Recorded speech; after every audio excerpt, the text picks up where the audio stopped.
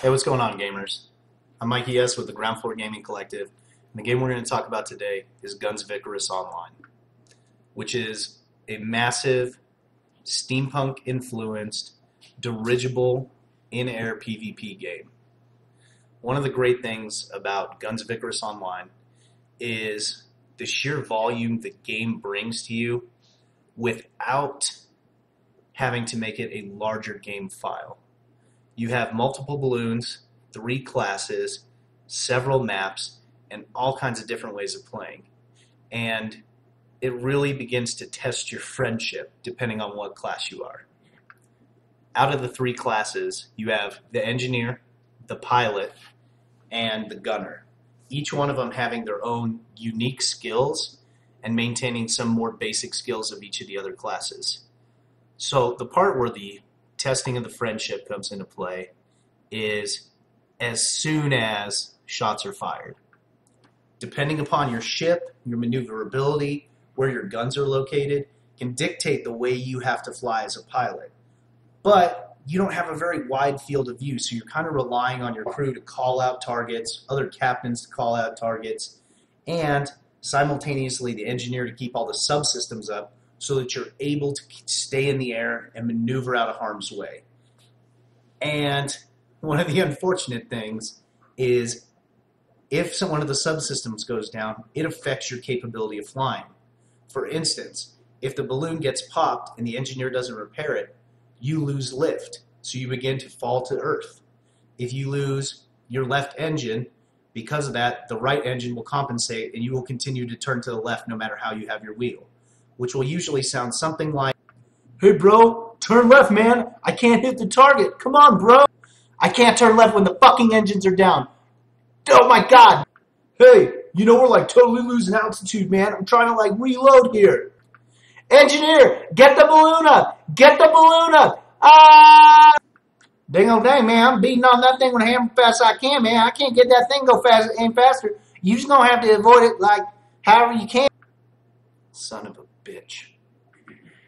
But overall, the game is exceptionally entertaining, and some of the highlights that we want you to take away from it is the customization ability of the balloon. One, depending upon your balloon, you have a mixture between heavy weapons and light weapons and where they're placed on the ship, which can make a huge difference. If you're running a fast ship, you might want to put a cannonade up front to pop their balloon, and as they're going down, use your flamethrower on the right, which is a common tactic in the game. Additionally, if you're running more of an armor boat, something like the Galleon, maybe even the Goldfish, throwing on a couple Manticore heavy missile launchers can really tear through their hull. So you have a lot of customization, a lot of things that people seem to forget during the game. One of which is once you've created a loadout that is effective, there's always a counter to the loadout. Typically, you won't see people running the Minotaur heavy cannon in a loadout because of its low damage, but it does cause an irritant by spinning a ship off course and preventing the gunners in many cases from being able to acquire your target. The other thing that's pretty amazing about this game is it's got a workshop which allows you to customize and submit through Steam to get any item, article of clothing for a specific class to get approved and be sold on Steam or be given to your friends for free, which is pretty cool. The graphics are pretty amazing, the playability is pretty amazing, and we can tell you as a collective, pun intended, that the constant playability is always there. It's not like any other game where you involve yourself in a grind and even in a multiplayer mode eventually get bored and sometimes forget to talk or what you're doing. The whole time you guys are yelling at each other, be it in a good way coordinating battle or a bad way because someone's doing something wrong. And lastly, one of the most amazing things that we've noticed about this game is just the community itself.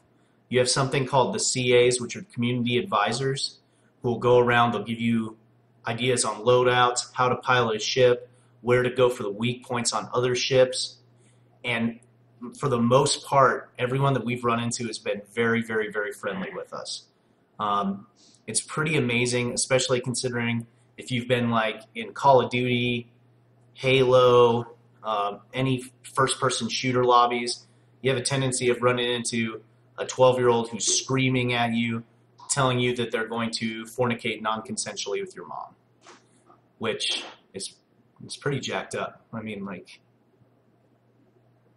that hurts feelings and stuff. But for the first time in the GFGC history, we give a game above an 8 out of 10.